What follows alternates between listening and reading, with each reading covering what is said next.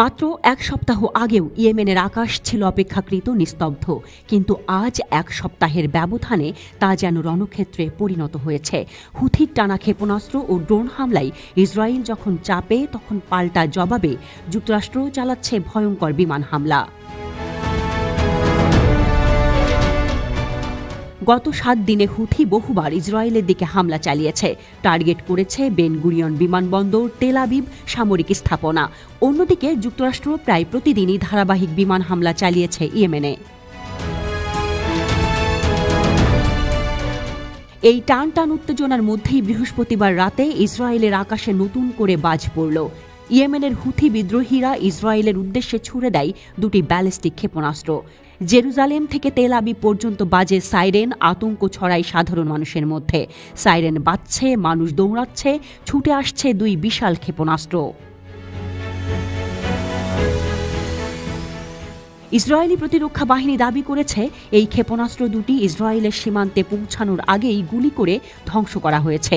একটি ক্ষেপণাস্ত্র ছিল বেন গুরিয়ন আন্তর্জাতিক বিমানবন্দর লক্ষ্য করে, অপরটি তেল আবিবের জাফায় একটি সামরিক স্থাপনা লক্ষ্য করে ছোড়া হয় বলে হুথিরা দাবি করেছে। সামাজিক মাধ্যমে এর ভিডিও ভাইরাল হয়েছে, যেখানে দেখা যাচ্ছে আকাশে ক্ষেপণাস্ত্র ও প্রতিরক্ষা ব্যবস্থা আয়রন ডোমের সংঘর্ষ। এরপরই শুক্রবার যুক্তরাষ্ট্র সবচেয়ে ভয়াবহ হামলা চালায় ইয়েমেনে। শুধুমাত্র শুক্রবার সকালেই 40টিরও বেশি লক্ষ্যবস্তুতে বিমান হামলা চালিয়েছে মার্কিন বাহিনী। সানা, হুদাইদাহ, সাদা, আল জাউফ, আমরান, মারিব সব জায়গাতেই মার্কিন হামলার ধ্বংসাবশেষ ছড়িয়ে পড়েছে। এই হামলায় অন্তত 7 জন আহত হয়েছে, যাদের মধ্যে বেশ কয়েকজন বেসামরিক মানুষ রয়েছে। হুথি ঘনিষ্ঠ সংবাদ মাধ্যম আল মাসিরাহ জানিয়েছে, বাড়ি, দোকান, এমনকি সানা আন্তর্জাতিক বিমানবন্দর পর্যন্ত হামলার লক্ষ্য হয়েছে। হোয়াইট হাউস এখন সেন্টকমকে আগাম অনুমোদন ছাড়াই ইয়েমেনে হামলার ক্ষমতা দিয়েছে।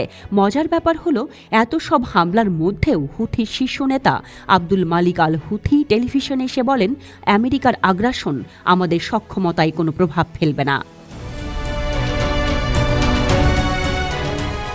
এদিকে প্রেসিডেন্ট ডোনাল্ড ট্রাম্প এক বিস্ফোরক মন্তব্যে বলেন, হুথিরা এখন শান্তি চায়। তারা বলছে কিভাবে এটা থামানো যায়, ওরা খুব কষ্টে আছে।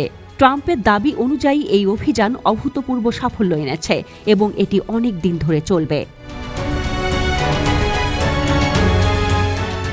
কিন্তু হুথির কার্যক্রম থামছে না। নভেম্বর 2023 থেকে এখন পর্যন্ত হুথি লোহিত সাগর ও অ্যাডেন উপসাগরে 100টিরও বেশি জাহাজ লক্ষ্য করে হামলা চালিয়েছে। ইতোমধ্যেই 2টি জাহাজ ডুবিয়ে দিয়েছে, আরেকটি দখল করেছে এবং 4 জন নাবিক নিহত হয়েছে। হুথিদের দাবি, গাজায় মানবিক সহায়তা প্রবেশে বাধা দিচ্ছে ইসরায়েল। এ কারণেই তারা এসব আক্রমণ করছে ফিলিস্তিনিদের সংহতির অংশ হিসেবে। জাতিসংঘের বিশেষ দূত হান্স গ্রান্ডবার্গ ব্রাসেলসে এক বক্তৃতায় বলেন, এই যুদ্ধ কেউই চায় না। ইয়েমেন ও গোটা অঞ্চলের স্থিতিশীলতার জন্য শান্তিই একমাত্র পথ।